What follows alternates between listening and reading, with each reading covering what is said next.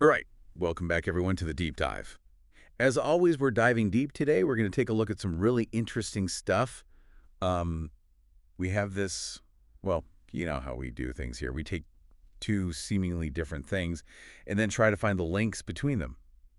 So today's kind of a weird one, even for us. It is a fascinating juxtaposition. I'm excited to delve into this with you. Yeah. So we've got Jonathan Swift's A Modest Proposal. This one's from like the 18th century. It's pretty well known for its, well, satire. Yes, A Modest Proposal is considered one of the most brilliant and biting pieces of satire ever written. But it's so important to understand the context why Swift wrote it in the first place. We're talking about Ireland in the early 1700s, deep poverty, like widespread poverty, and overpopulation was seen as a huge contributing factor to the misery. Right. So obviously, Swift wasn't being serious when he wrote this thing. He's not actually proposing what he's proposing. He's using this crazy idea to, highlight just how bad things were and how little was being done about it. Exactly. A modest proposal is not a policy suggestion. It's a scream of outrage disguised as a rational argument. So what is this modest proposal then? Well, I'm sure many of our listeners already know, but for those who don't, Swift proposes that the impoverished Irish should sell their children as food for the wealthy. I mean, it's so shocking. But he lays it all out, like he's genuinely suggesting it, talking about how this would solve all these problems. Like he even suggests it would reduce the number of abortions, which were unfortunately pretty common back then because women just couldn't afford another mouth to feed. Oh, absolutely. He even does the math, figures out how many women would be, quote, breeders, and estimates that after accounting for those who could support their children and those likely to miscarry, there'd be around 120,000 infants born annually that could be, well, used for this purpose. It's crazy, but in this twisted logic, he goes on to describe the supposed economic benefits.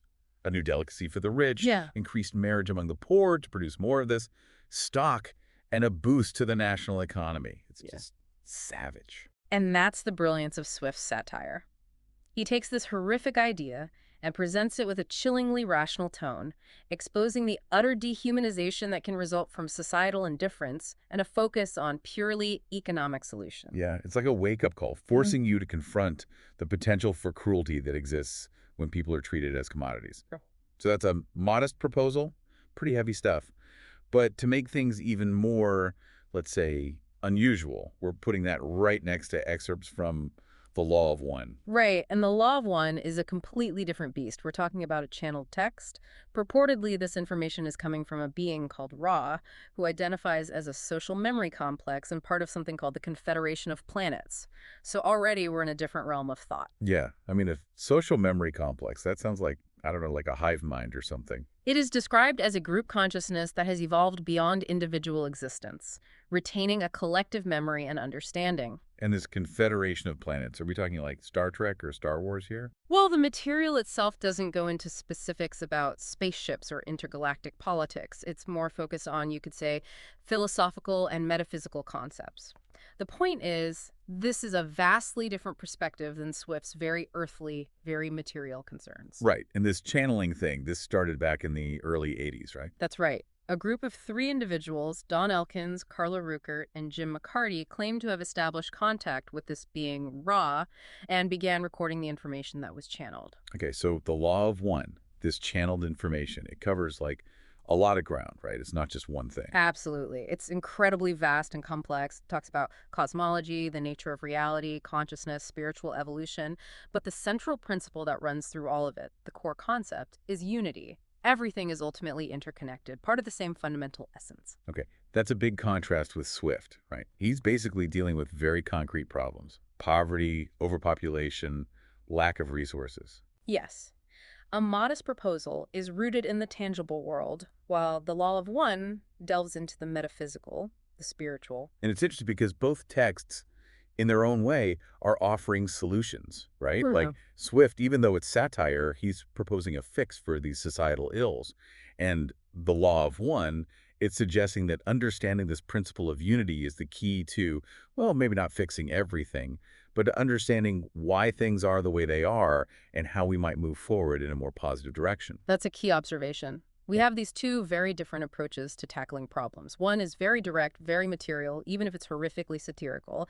The other is more philosophical, offering a framework for understanding the underlying nature of reality and suggesting that a shift in consciousness is the path to real change. Yeah.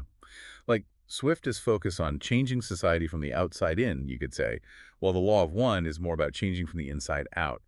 And this difference in approach really highlights something really interesting when you look at the way compassion and service are presented in each. Absolutely. It's a stark contrast.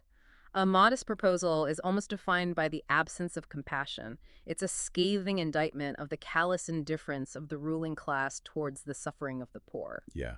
Like when he talks about how the practice of women killing their illegitimate children, I mean, obviously it's a horrific act, Right. but he's pointing out that something is deeply wrong in a society where this happens, where people are driven to such desperation. He writes that it would move tears and pity in the most savage and inhuman breast. But the point he's making is that those in power, the very people who could alleviate the suffering, lack that basic human pity. He's using this extreme fictional scenario to make people confront their own capacity for indifference. Now, contrast that with the law of one, where service to others is central. But the really profound aspect here is that it's not just about helping others out of some sense of duty or morality.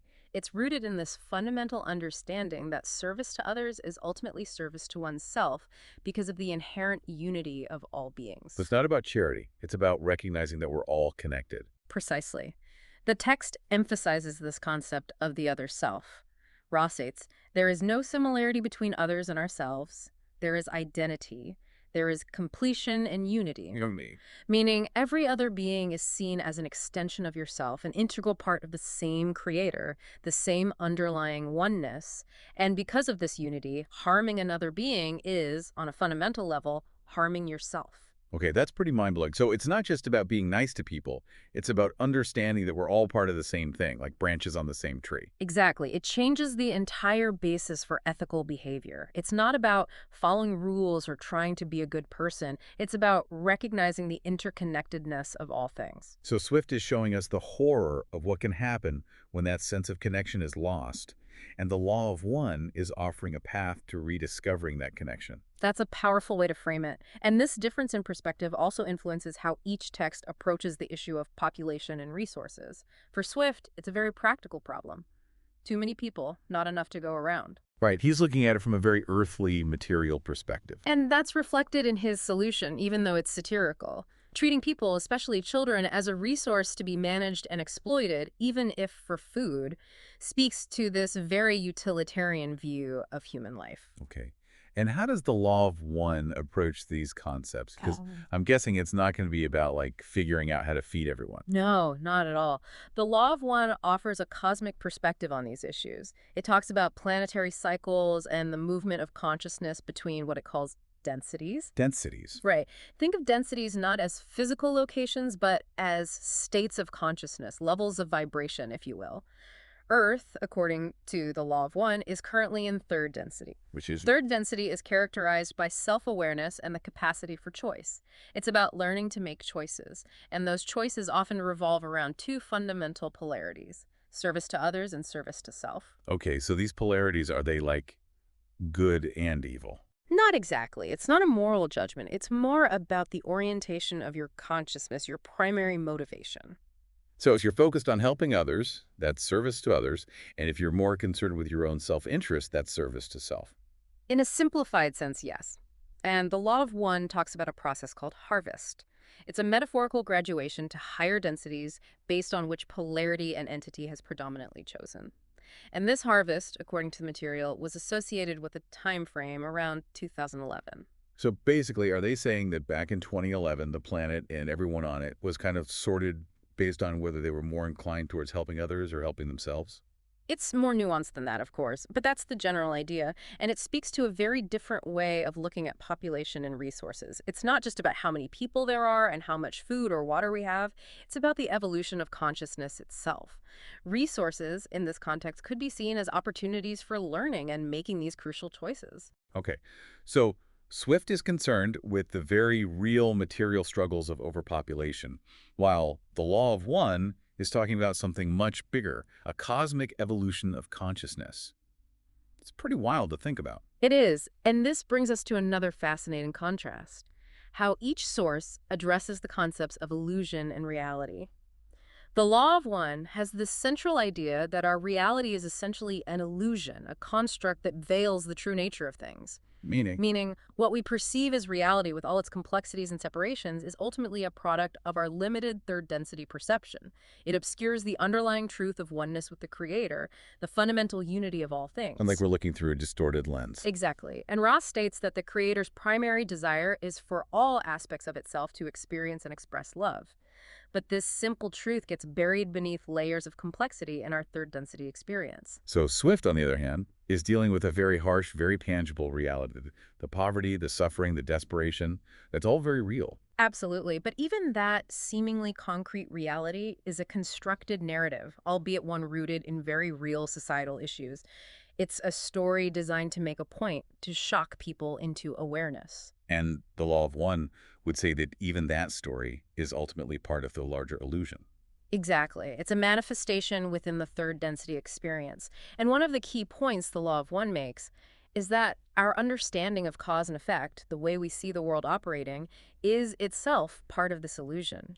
True understanding, it suggests, comes not just from intellectual analysis, but from deeper states of consciousness, from practices like meditation, which can potentially allow us to perceive beyond the limitations of the third density mind. So Swift is trying to wake people up to the reality of their situation, the injustice and suffering, while the Law of One is suggesting that the reality they're perceiving is not the whole picture. It's a fascinating interplay of perspectives, and this difference in how they view reality also influences how they view the role of suffering and seeking. Okay, let's talk about that. In a modest proposal, suffering is the driving force of the entire piece. It's the reason he's making this outrageous suggestion. Right. The suffering of the poor is so extreme, so widespread, that it necessitates a drastic solution, even if that solution is utterly horrific. It's like he's saying, look at how bad things are. We need to do something, anything, to change When the this. fact that his solution is so grotesque underscores the desperation of the situation. He's forcing people to confront the consequences of their inaction. So suffering, in Swift's view, is a catalyst for social and political change. In a sense, yes, but the Law of One offers a different perspective on the role of suffering. It suggests that suffering, particularly on an individual level, can be a catalyst for inner seeking and spiritual evolution. Okay, like when you're going through something really difficult, you might start asking those big questions about life, the universe, everything. Precisely. The text refers to trauma and what it calls inconveniences at the end of a cycle as potential triggers for this seeking process. It suggests that those who actively seek understanding are offered it. So both texts see suffering as a potential catalyst, but for different outcomes. One for societal change, the other for individual growth. It's a fascinating parallel, and it really makes you think about how we perceive and respond to suffering in our own lives. Is it something to be avoided at all costs, or can it be an opportunity for growth and understanding? Okay, so we've got these two wildly different texts, but they seem to be touching on some similar themes in unexpected ways. And it makes me wonder, could we look at Swift's proposal as a kind of reflection of a society that's completely disconnected from the principles of the Law of One? I think that's a very insightful connection. If you consider that central concept of unity in the Law of One, the idea that we're all interconnected, Swift's proposal is almost the antithesis of that. The blatant commodification of human life, especially the children of the poor, speaks to a profound lack of empathy and a complete disregard for the inherent value of each individual. And what about the infanticide that he mentions? Could that be seen as a result of this disconnection from the principles of unity and the sacredness of life? Absolutely. The Law of One emphasizes the profound interconnectedness of all beings and the reverence for all life as part of the Creator. The act of infanticide, even if driven by desperation and poverty, could be seen as a manifestation of a consciousness that's lost sight of that fundamental unity. It's like Swift is showing us the dark side of what can happen when we forget that we're all connected. And the Law of One is offering a way to remember. That's a powerful way to put it. And to delve a little further into the Law of One, we should touch on the different orientations of service that it discusses. We've talked about service to others, but it also mentions service to self. Right. And you said earlier that this wasn't about good and evil, so what's the difference? Service to self, in this context, is about seeking power and control over others. It's about using others for your own personal gain. And the law of one suggests that this path ultimately leads to a different kind of evolution, one that's focused on separation rather than unity. Okay. So there are like different paths we can take, different ways to evolve. That's what the law of one suggests. It mentions the existence of fourth density planets that are oriented towards service to self, where entities predominantly focused on their own self-interest progress along a different evolutionary trajectory. So there's like a positive path and a negative path. It's not about good and bad in a moral sense. It's about different expressions of consciousness. And within this framework, there's also the concept of wanderers. Wanderers. These are beings that originate from higher densities, realms of greater understanding and unity.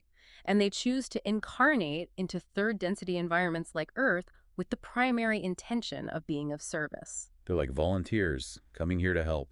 You could say that.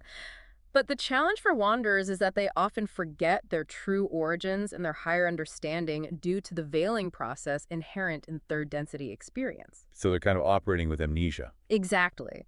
They have this innate desire to serve, to help raise the consciousness of the planet, but they often have to rediscover their purpose within the limitations of this third density reality. It's amazing to consider all these different perspectives, these different layers of reality that the law of one is suggesting. It is. And it really highlights the vastness of what we don't know, the limitations of our current understanding. Well, we've covered a lot of ground today. From Swift's scathing satire to the cosmic perspective of the law of one, two very different texts, but both offering profound insights into the human condition. And I think the key takeaway is the importance of seeking, of questioning, of being open to new perspectives, even if they challenge our preconceived notions. Yeah. Whether it's through the sharp wit of satire or the mind-bending concepts of channeled information, the goal is to expand our understanding, to see beyond the limitations of our current perceptions. And to remember that even in the face of seemingly insurmountable challenges, there's always hope, always the possibility for growth and evolution, both individually and collectively. So for our listeners, I'd say go check out A Modest Proposal if you haven't already. It's a classic for a reason. And if you're intrigued by the ideas we've discussed from the Law of One, I'd encourage you to delve into the material yourself. It's a lot to take in, but it's worth the effort. And who knows, maybe you'll uncover some unexpected connections of your own. We hope you'll join us next time for another deep dive as we continue to explore these fascinating and thought-provoking topics. Until then, keep questioning, keep learning, and keep diving deep. Indeed. We'll see you next time. Take care.